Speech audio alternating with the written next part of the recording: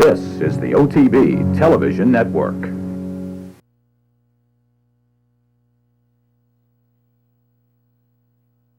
With a quarter to go at Pimlico, Funny Side has taken over and taken command in the Preakness. Funny Side down the stretch, 3 lengths clear. Now Scrimshaw trying to rally up outside, Climbing second. Peace Rules Midway Road is next, followed by New York Hero, and there's a furlong to go, and it's Funny Side. The courageous Funny Side is pulling away in a dominant performance. 2 down, 1 to go. It's Funny Side destroying the field.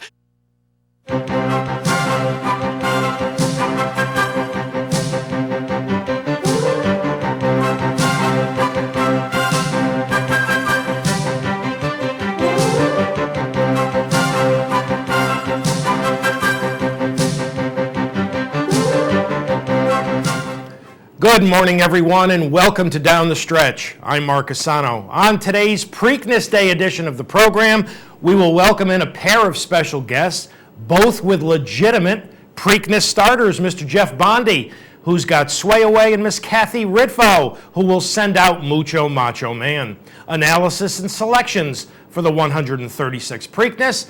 You just saw a little piece of Funny Side's Preakness victory. We will show you 2 more historic Preaknesses of the past going to the internal breaks. So all of that and much, much more if you stay with me for this, our May 21st Preakness Day edition of the program, which is being sponsored by Parting Glass Racing. You can visit them on the web at partingglassracing.com.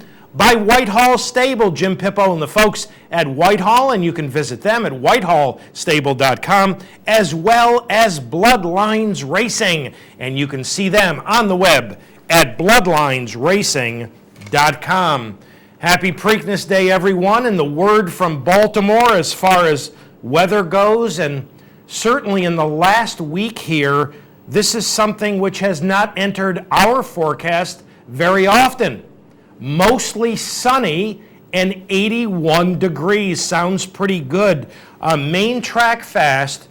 Yesterday, the turf was labeled as yielding, and the folks at Pimlico tell us that if they don't get any more rain and there are some good drying conditions, that the turf may very well be upgraded to good. Stay tuned to the network later on for more information at Belmont Park Main Track Fast, and the turf is yielding. All right, couple of news and notes items, and a sad one.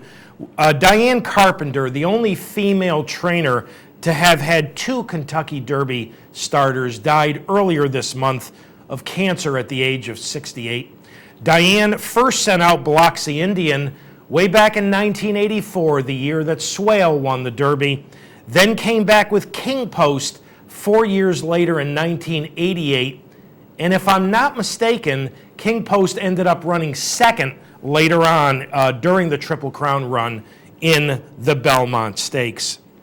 And La Vie Rouge, the dam of 2006 Kentucky Derby hero Barbaro, has had a 4th full brother to the ill-fated colt. She foaled a Dynaformer colt this past Wednesday.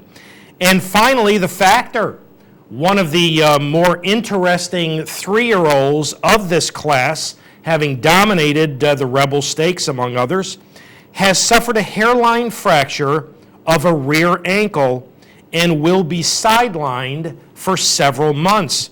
His trainer, Bob Baffert, mentioned the King's Bishop here at Saratoga as one of his early return targets.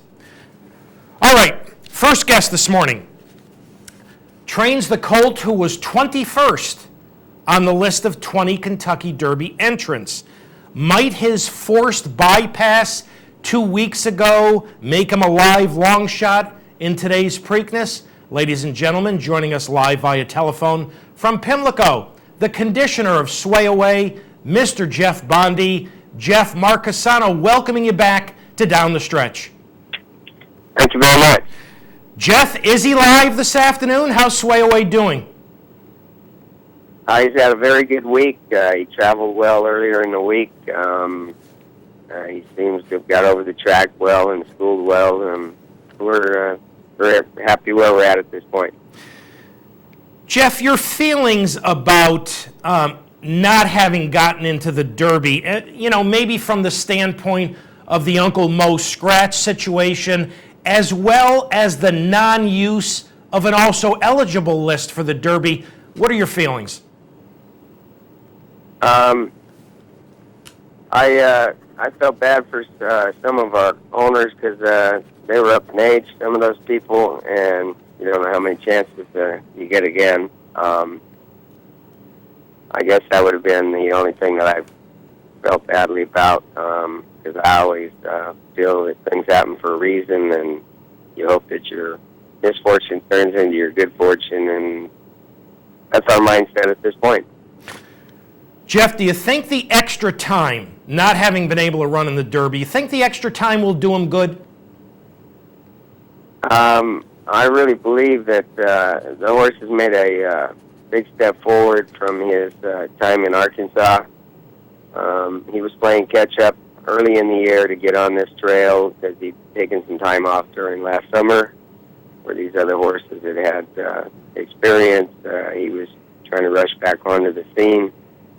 And he's had time to do some serious training, and his workouts kind of exemplify that, and we're hoping that our cup's all the way full today. Well, we're going to talk about that series of workouts in just a few moments, but in just a moment, our audience is going to watch, and we're going to pick it up from mid-backstretch on the Arkansas Derby. He is fifth, top of your screen, the extreme outside. Jeff, talk about this performance, if you would, please. I feel like I was disappointed that my horse was maybe not seasoned enough at that point because he made the lead a little early. The rider had not ridden him nor worked him, and he kind of pulled the trigger, and he was trying to win the race. There's no argument there, and no disrespect to Patrick Valenzuela, but he had never rode the horse, and Gary had done all the work on the horse all winter, and it seemed like when he got the lead, he kind of stuck his head up in the air and got to waiting on horses and got lost out there, and the rest was history. He came out of the race well, and from our mindset, he has trained a lot more professionally here.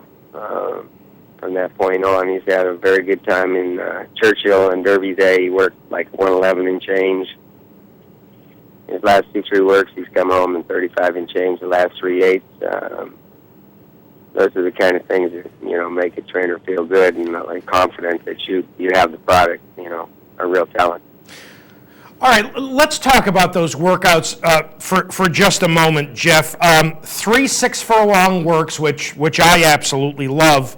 14 breezing, 11 and 3 breezing the morning of the Kentucky Derby, and then last Saturday in 13 and 3 breezing. Actually, Jeff, the workout I want to talk to you about is the 11-3 work on Derby morning.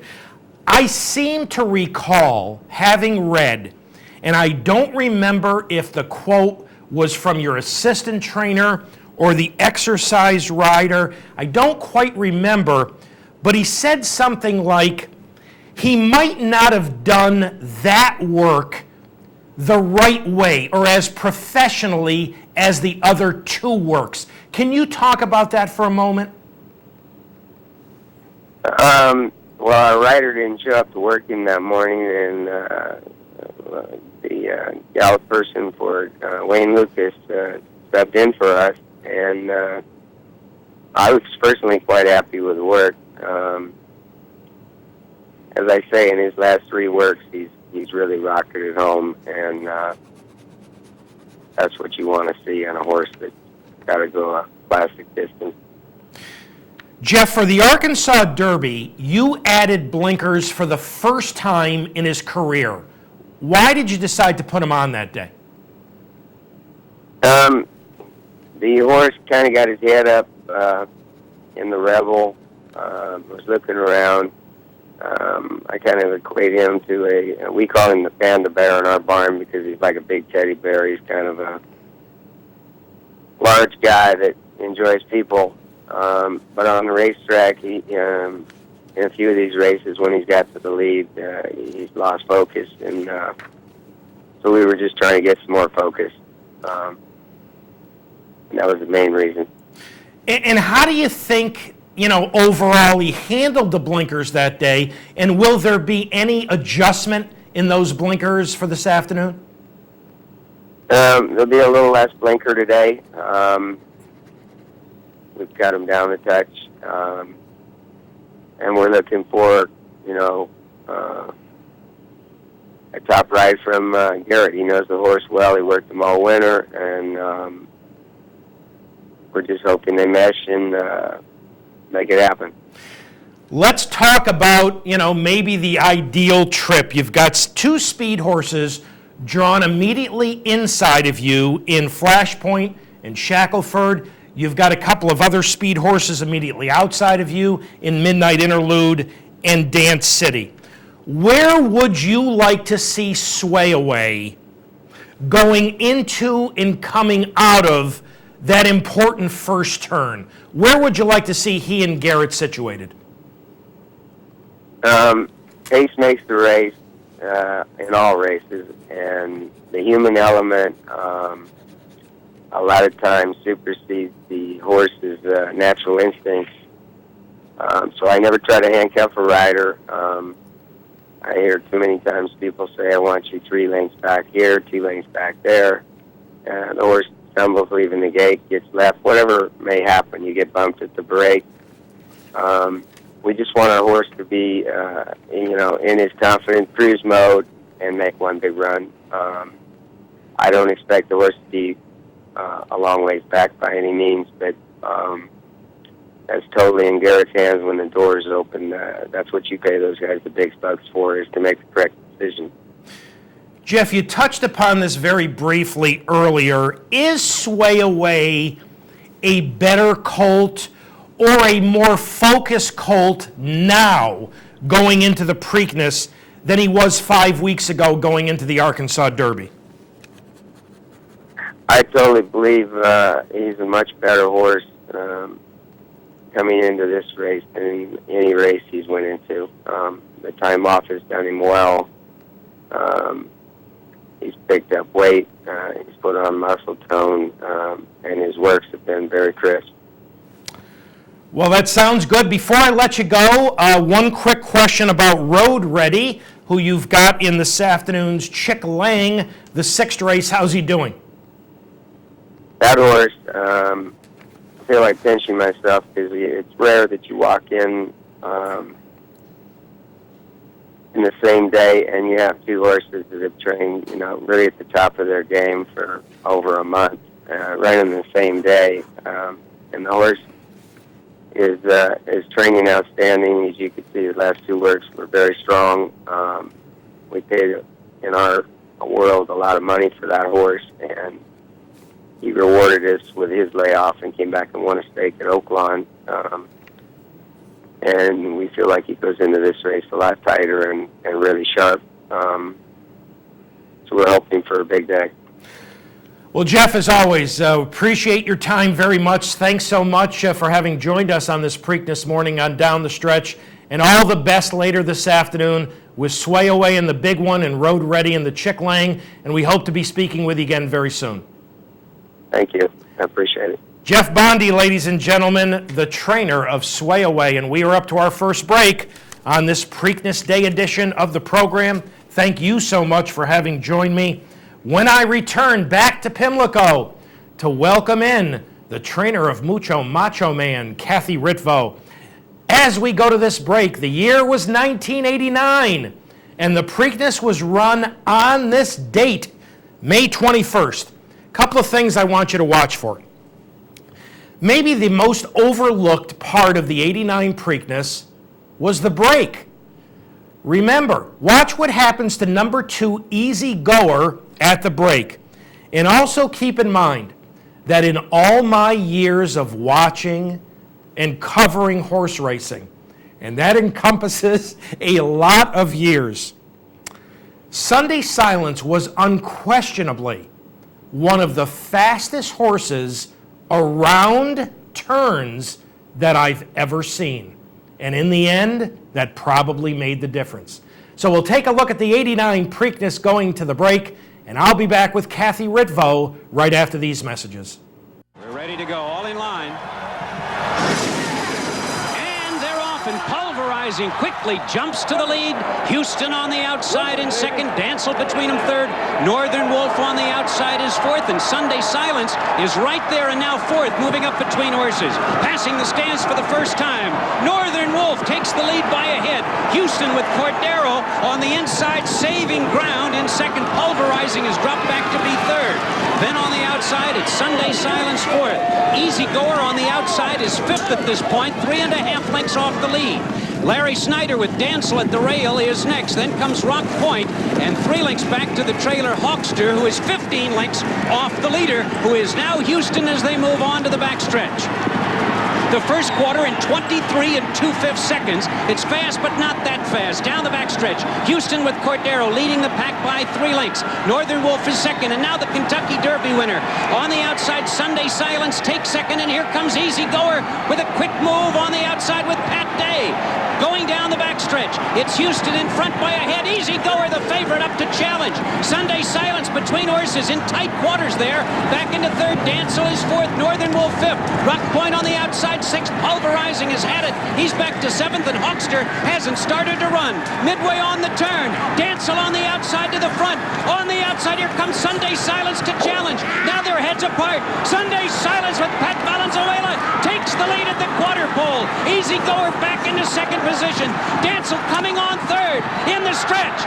On the outside, it's Sunday Silence. On the inside, Easy Goer. And down the stretch they come. On the outside, it's Sunday Silence. Easy Goer with Pat Day back to challenge. Heads apart.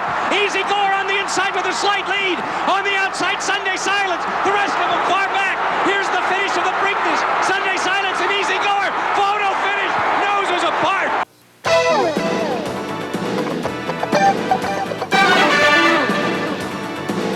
This is the OTB Television Network. What's better than picking the winner? How about owning the winner? With Saratoga's original racing partnership, Parting Glass Racing. Our partnerships are surprisingly affordable, offering minimum risk, maximum purchasing power, and the unparalleled expertise of a superior management team. A team of proven winners. Join Saratoga's original racing partnership. Call 877-RACE-WIN.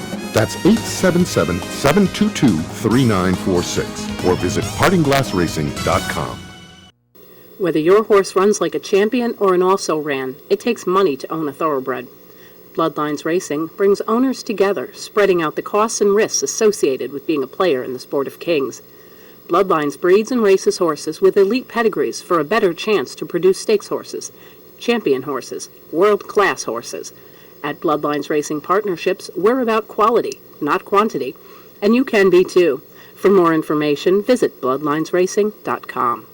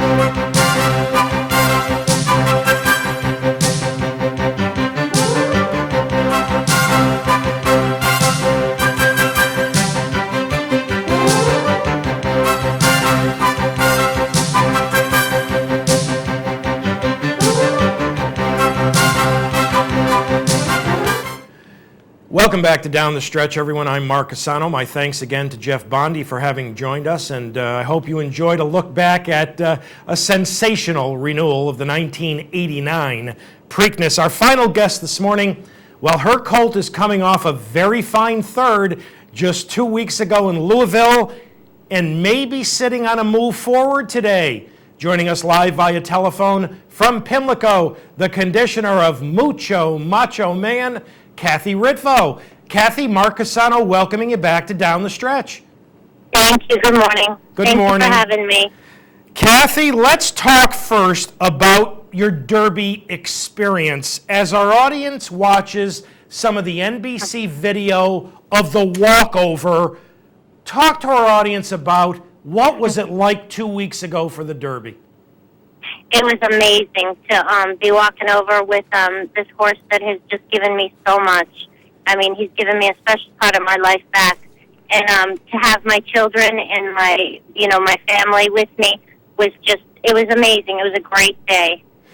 Well, NBC did a great feature on you. I mean, Kathy, do you think you tend to appreciate things and appreciate life maybe a bit more than the rest of us because what you've been through with your health problems? I definitely do. I appreciate every day. Just to get up in the morning for me is amazing. You know, if it's raining, big deal. You know, if the kids are doing something silly, big deal. And, to be racing at this level, it's crazy. It's crazy for me, coming from being, almost ready to not be here anymore to today. Kathy, I've got to think that the big colt has been absolutely great medicine for you. We're about to take a look back at his stretch run of 2 weeks ago. As they turn for home, he's fifth in behind the leaders. Talk about his effort this day. I think if he's where you're saying the Animal Kingdom comes and gets the jump on him, and Macho seems to come out a little like he's running a little green, and then he seems to just take off again, Rajiv said, and almost up for second. So, I mean, he ran a fantastic race off 6 weeks off, and I think he's going to throw us a huge race today. You know, you touched upon this. The Derby was his 9th career start, but he still looked a bit green. Is that fair to say? It is. It is. I mean, he's just so laid back. He's such a laid back horse that, he'll run in spurts. And the thing with him is I know we didn't see the best Macho Man yet, but he is improving every race and he's very consistent. So, I mean, I have to be proud of him and I have to be happy with that. Kathy, unlike some of the Derby returnees, you decided to work Mucho between races. Why? He was ready. He was feeling fantastic. Even the day after the Derby, when I put him back on the airplane going back to Belmont. I mean, he was feeling fantastic. When we got back to Belmont, he was galloping great. So we galloped him 2 miles a few days, and I decided to give him just an easy half-mile work on the training track in the mud, and he loved it. He went super, and Rajiv said that he's gotten so much more aggressive. So I think everything is just pointing in the right direction today. Now, he's a very late foal. He's a June foal, as we know, but he's a pretty big guy. How do you think he will handle the 2-week turnaround? I think it's going to be great. I mean, when he was very young, as a 2-year-old, we ran in the Nashua, and then we came back and ran in the I think it was the Remsen, and that was 3 weeks in between as a 2-year-old, and he did it fantastic. Came out of both races great, and we really were concerned with this time period from the Kentucky Derby to the Belmont. That's why we concentrated on all these months. So I've had him as ready as I could, give him the 6 weeks before the Derby to get ready for these races. And if all is perfect like it is, that's what we decided to do. So I'm happy with him. He couldn't be going any better. That's wonderful. And Kathy, I believe I read this past week that 2 of the last 4 Derby third-place finishers who came back in the Preakness were able to turn the tables and win it. Can Macho do it this afternoon? he's going to be the third. He's going to be the third. I think he definitely can. You know, with a safe trip and a lucky trip, and I think that's good things. Just pointed in the right direction. Well, Kathy, as always, we thank you for your time. Thanks so much for having joined us this morning on Down the Stretch. And all the best later this afternoon with Mucho in the Preakness. We're looking forward to seeing him run, and we hope to speak with you again very soon. Thank you. Thank you, Kathy. Kathy Ritvo, this is a wonderful, wonderful story, folks. And this young lady's done a great job with this colt. And I have one of the great intangibles every year, and one of the things which makes the Triple Crown so great, remember, it's not supposed to be easy. That's why it's great, is the 2-week turnaround from a brutally difficult race in the Derby to the Preakness. I just have a feeling that this big, strong colt, who, as you heard Kathy say, is still green. He's still learning. I think the 2-week turnaround is going to serve him well this afternoon. So this should be fun. Want to thank one of our sponsors this morning. This morning's program is being sponsored by Bloodlines Racing. You can visit them on the web at bloodlinesracing.com, or you can call them in Vermont at 802-436-2159. And we are up to our final break on this Preakness Day edition of the program. Thank you so much for having joined me. When I return, analysis and selections for this afternoon's Preakness. As we go to this final break, the year was 1973. Secretariat is number 3 in here. And I remember like it was yesterday what I was thinking, particularly early on in this race. When Secretariat would make that incredible run around the first turn, I was sitting in front of my television set saying, Ronnie being Secretariat's jockey Ron Turcotte, Ronnie, what in the world are you doing? So we're going to take you back to that fateful day in 1973, take a look at the Preakness, and I'll be back with a look at this afternoon's Preakness Stakes right after these messages. Bobs his head. We're still looking, and they're off for the early lead. That's Deadly Dream on the outside, a Colletage. Then it's also Torsion on the outside. They're coming by us. It's a Colletage getting it, and he's moving away by about 2.5 as they pass the stands. Settling into second, Torsion. Sham has good position, third on the rail. It's another 3 lengths back, Deadly Dream. Then Our Native and Secretariat is last again as they move into the first turn. They're into the turn. A Colletage has it by 2 lengths. Torsion second by a length, and then Sham third. Sham under an easy hold right now. But here comes Secretariat. He's moving fast, and he's going to the outside. He's going for the lead, and it's right now he's looking for it. Ronnie Turcotte sends him alongside a Colletage. Here we have it. A Colletage is the leader, but Secretariat is right alongside. Then still further back, that is Sham now going to the outside in third. We're moving down the backstretch. Secretariat holding it by a length and a half. Here comes Sham second on the outside now.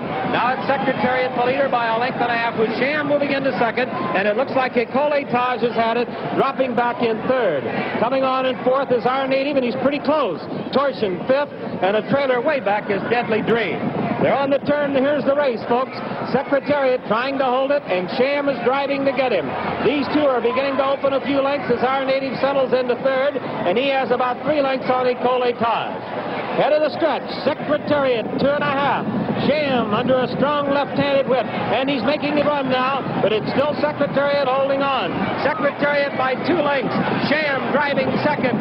There's a strong left-handed whip again by Pinkai. He goes to it time and time again, but Ronnie Turcotte has his whip put away, and Secretariat has him put away. He's beginning to draw away. It is Secretariat. He's coming to the wire. He wins it by 2.5, almost 3. Sham an easy second. Our Native third. A Colletage fourth. Deadly Dream fifth, and Torsion is sixth. And it was a powerhouse race again by the big, strong Secretariat. You're watching the Off Track Betting Television Network.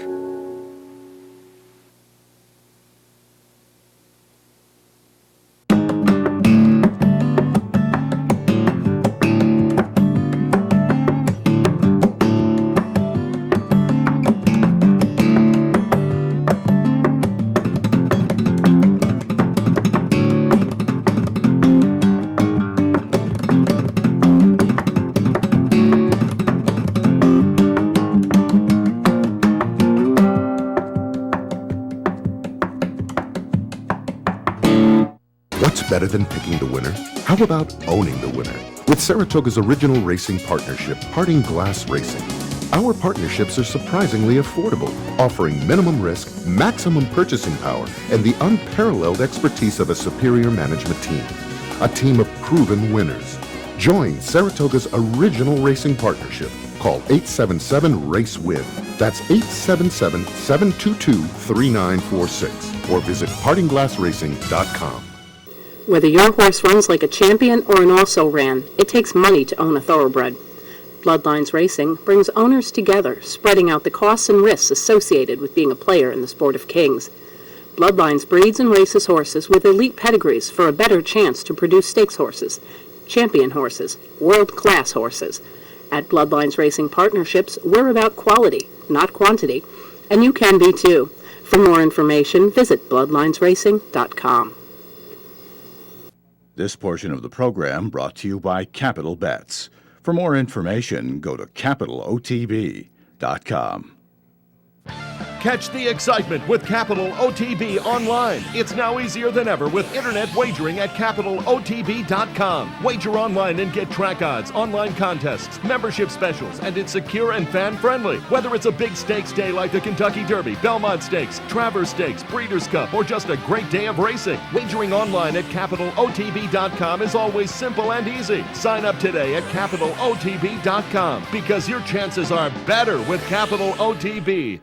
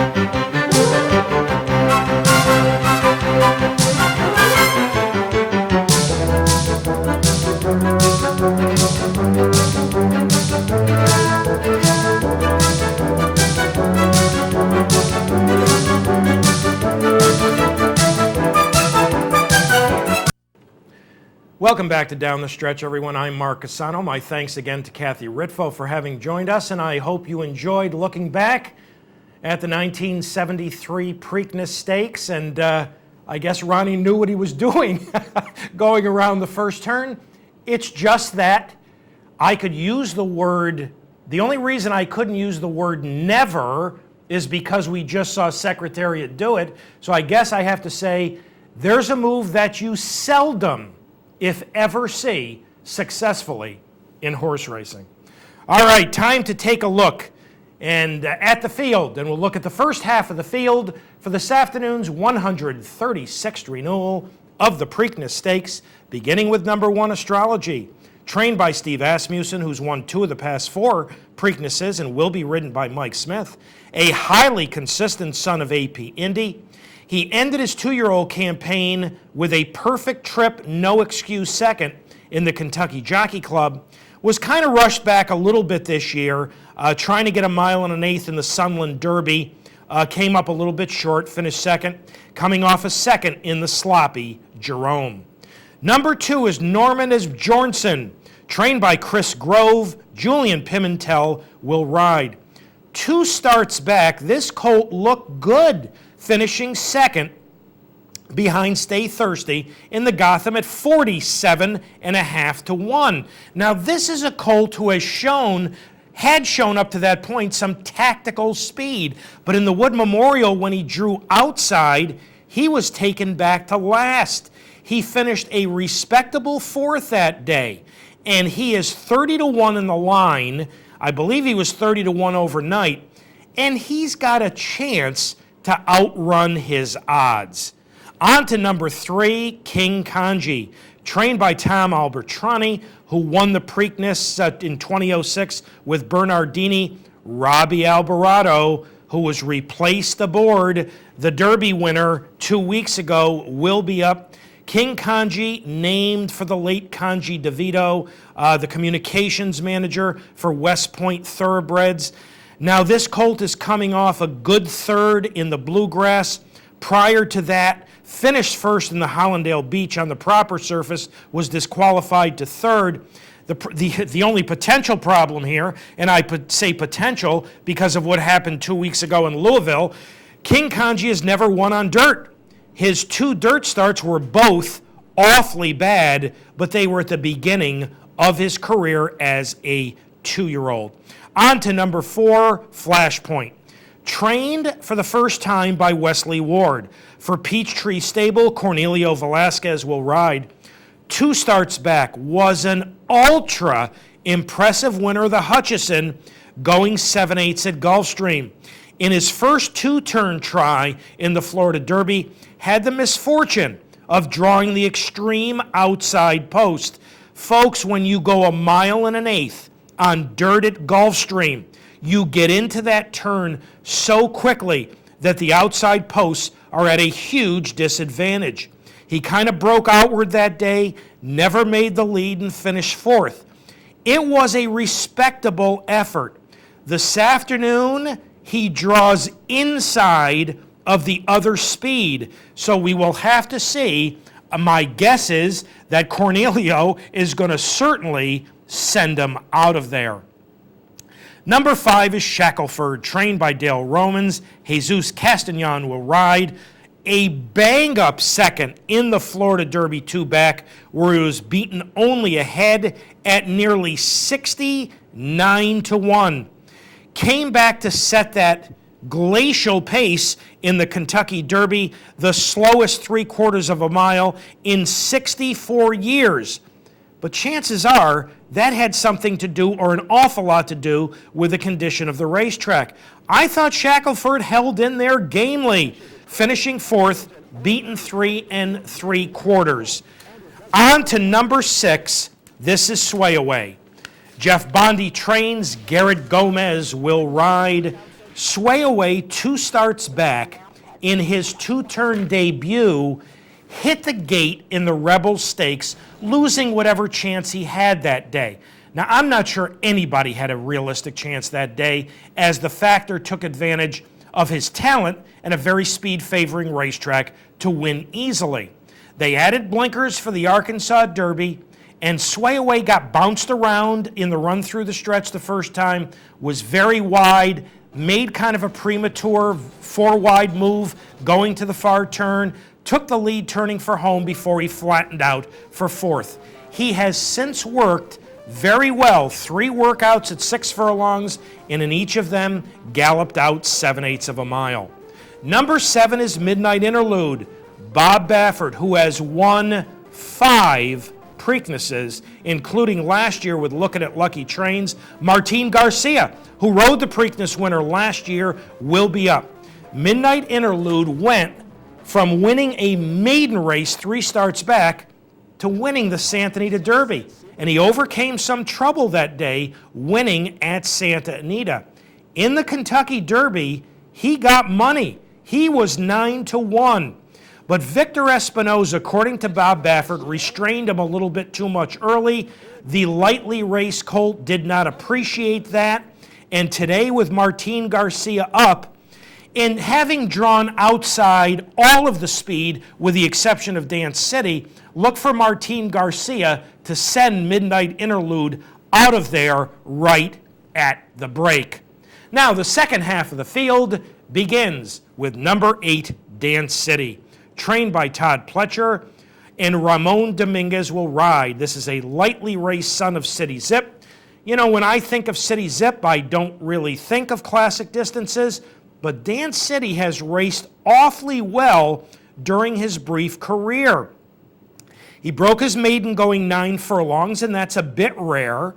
He won an entry-level allowance race turning back to a mile where he defeated his, at that time, much more heralded stablemate Cal Nation.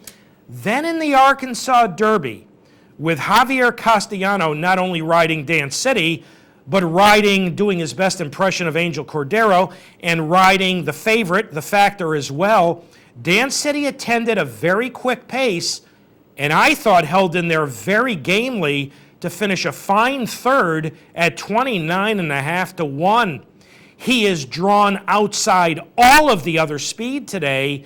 I think Todd's got to be thrilled with the position he's in. Dance City, a 12 to 1 in the line. On to number 9, Mucho Macho Man. As I mentioned earlier, third in the Kentucky Derby and last despite racing greenly. And 2 of the last 4 Derby third-place finishers to go on to the Preakness have won.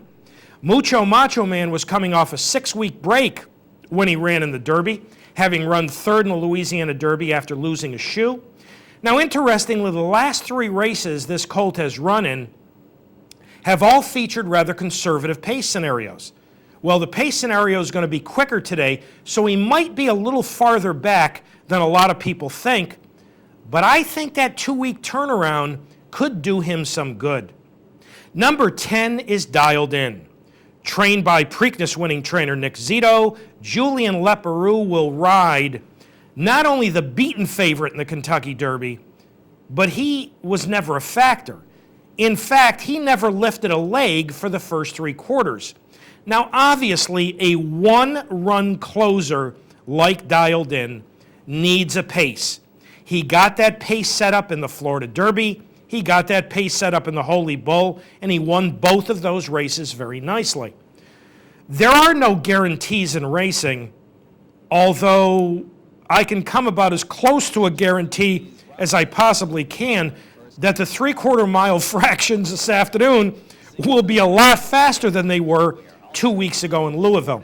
Now, interestingly, Dialed In is eligible for a $5.5 million bonus if he wins the Preakness this afternoon. That's because he won those 2 races earlier in the winter at Gulfstream. Now, back on April 21st, which was a Thursday, I interviewed Nick Zito for an interview we ran 2 days later. And one of the questions I had for Nick was this bonus situation and how it might impact how he trained Dialed In up to the Derby. Would he train him differently? Would he leave something in the tank because of the bonus for the Preakness? Let's listen to Nick. Definitely not. I wouldn't care if it was 50 million. Definitely not. I mean, the Kentucky Derby is the Kentucky Derby. Nothing against the Preakness or the Belmont or my beloved Travers, as you know. No, that's just the way it is. I mean, we don't even look at it that way. Yeah, it'd be great to win that bonus, but no, definitely the Kentucky Derby is where this horse belongs. It belongs in the winner's circle, and after that, it's a bonus, a real bonus, no matter what happens. There you hear Nick. He, according to Nick, back on April 21st, did not do anything differently, training Dialed In for the Derby. And Dialed In was my pick over Nero for the Derby 2 weeks ago. And when this horse absolutely didn't lift a leg, never stayed in contact with the field through the slowest 3 quarters in 64 years, he obviously had no chance. If he wins this afternoon, there's $6.1 million for the owner and the trainer. On to number 11, Animal Kingdom, the surprise winner of the Kentucky Derby 2 weeks ago in Louisville. And here is the overhead shot of the Derby with Animal Kingdom under the arrow. Once Johnny split horses at about the 3/8 pole, got through that hole, Animal Kingdom was long gone, winning the Kentucky Derby in his first ever race on dirt.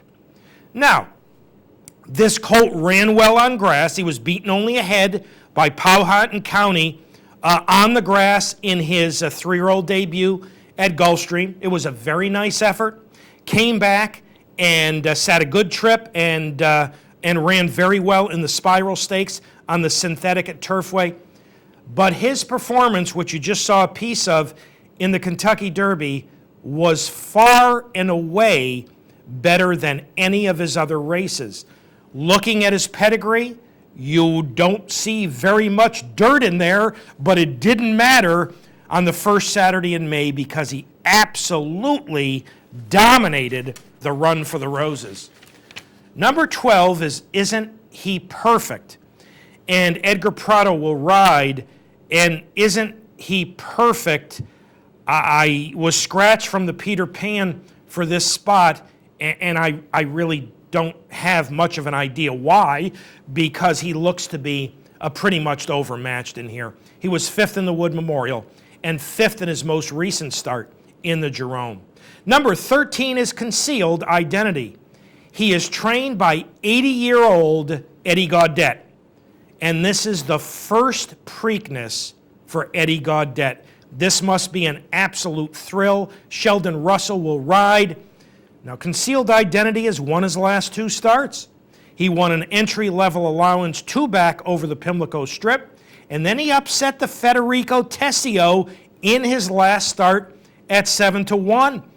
He's 2 for 2 at Pimlico. He is a son of Smarty Jones, and, maybe his liking to the surface will give him a long-shot chance later this afternoon. And we round out the 14-horse field with Mr. Commons. Trained by John Sheriffson, Victor Espinoza will ride. A maiden winner 3 starts back and an entry-level allowance winner 2-back at Santa Anita. He was a respectable 3rd, sitting an inside trip in the Santa Anita Derby in last. What I like about this workout pattern is John Sheriffs has given him 3 7/8 works over the synthetic at Hollywood. This son of Artie Schiller is not drawn well at all in post 14, but I think he is going to be a big, big price, and again, may be able to outrun his odds to some degree. So there's a look at the field for this afternoon's 136th renewal of the Preakness.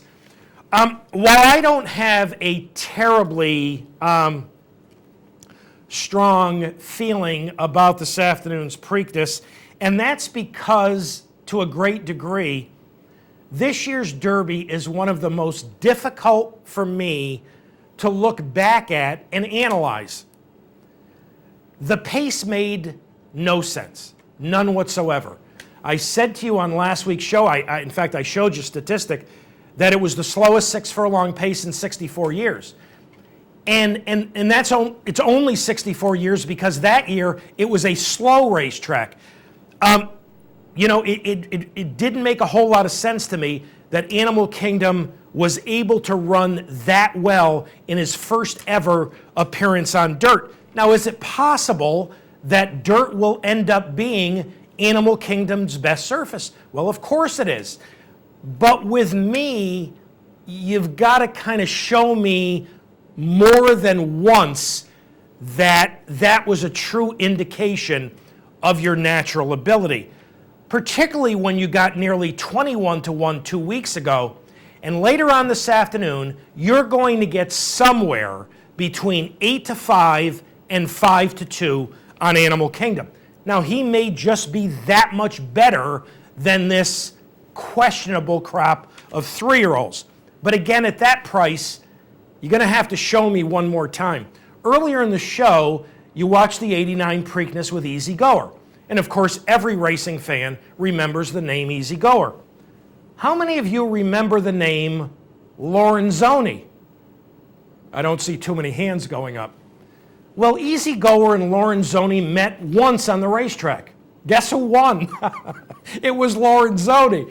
That may not be an applicable comparison here, but the fact remains, in my mind, you gotta show me more than once. So while I don't have any real knocks on Animal Kingdom, I have some lingering doubts, and I certainly don't like the price. Animal Kingdom looks to be the one to beat this afternoon.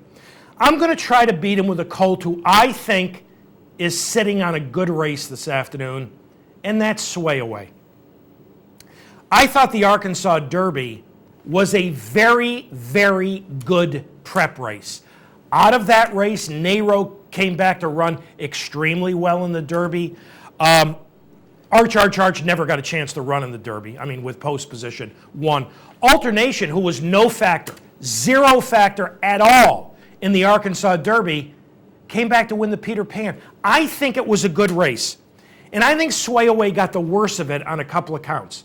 As you heard Jeff Bondy say earlier, he was kind of rushed to get to that race. Early on in that race, if you're able to see the head on, Sway Away got bounced around early in that race. And I think that got him a little keyed up. And I know a lot of people still like Pat Valenzuela, but the move he made in the Arkansas Derby with his colt looked like he was a 7-pound apprentice. So I think with a more patient ride from Garrett Gomez this afternoon, and look it, he's going to be 12 or 14 to 1. And as is the case with most 12 or 14 to 1 shots, you've got to have things break your way. So he's going to have to sit a very good trip, a soft trip, and Garrett's going to have to be patient. But at that price, I think Sway Away is moving forward, and I think he's sitting on a big race this afternoon. He'll be my upset choice for this afternoon's Preakness. Animal Kingdom, he looks to be the one to beat. But again, he's going to have to show me one more time. Mucho Macho Man, I think he'll be a little farther back than expected this afternoon, but for a number of reasons, not the least of which is he's a big, strong colt. I think the 2-week turnaround is going to serve him well. And as my fourth choice, as I mentioned earlier, I think the Arkansas Derby was a very good prep race, and I think Dance City ran well. And he's drawn outside all of the other speed this afternoon. So I think he's got every chance to run well once again. So let's recap my selections. For the 136th Preakness, in an upset, it is Sway Away for Jeff Bondy and Garrett Gomez. Animal Kingdom, the second choice. Mucho Macho Man for Kathy Ritvo, choice number 3. And Dance City, my fourth choice. But I'm looking for a good effort at about 12 or 14 to 1 from Sway Away. Now, let's take a look at some of the important post times. I was going to say this afternoon, but of course we're going to begin in about 50 minutes. First post at Pimlico at 10:45. First post at Belmont this afternoon at 1. The Chick Lang Stakes will come up at 1:33. The James Murphy at 2:13. The Maryland Sprint at 2:55. The Gallarette at 3:35. We've also got the Allaire DuPont in there, and that features Life at 10. The Gallarette will come up at 3:35, as I mentioned, and that features the return of Shared Account. Last year's upset winner, the Breeders' Cup filly and mare Turf for Graham Motion.